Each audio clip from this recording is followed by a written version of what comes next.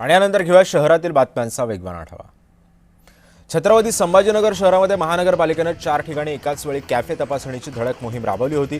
तक्रारीची दखल घेत महानगरपालिकेचे पथक संबंधित कॅफेमध्ये दाखल झालं आणि कारवाई सुरू केली। कारवाई दरम्यान काही ठिकाणी कॅफेच्या काचा फोडण्यात आल्या तर टेबल आणि इतर साहित्यांचं सुद्धा नुकसान करण्यात आलं।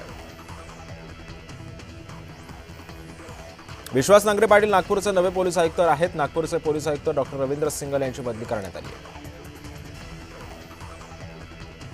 पावसाळी अधिवेशनामध्ये आशा भोसलेंना आदरांजली वाहताना विधानसभा अध्यक्ष राहुल नार्वेकर यांनी एक अक्षम्य चूक केली। त्यांनी आशा भोसले यांच्या वडिलांचा उल्लेख दीनानाथ मंगेशकरांऐवजी दीनदयाल मंगेशकर असं केला।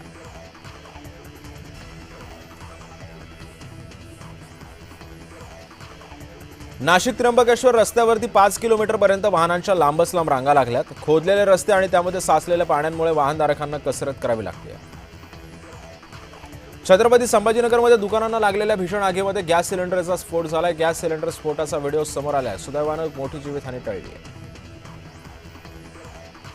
भिवंडीतल्या पोद्दार इंग्रजी माध्यम शाळा प्रशासनाने इयत्ता 7वी ते 10वीच्या वर्गांसाठी सुरू असलेली शाळा अचानकपणे बंद करण्याचा निर्णय घेतला। आरोप असा पालकांनी केलाय। शाळेकडून विद्यार्थ्यांना शाळा सोडल्याचा दाखला घेऊन जाण्याच्या सूचना देण्यात आल्याचं पालकांचं म्हणणं आहे। त्यामुळे विद्यार्थी आणि पालकांमध्ये संभ्रमाचं वातावरण निर्माण झालंय।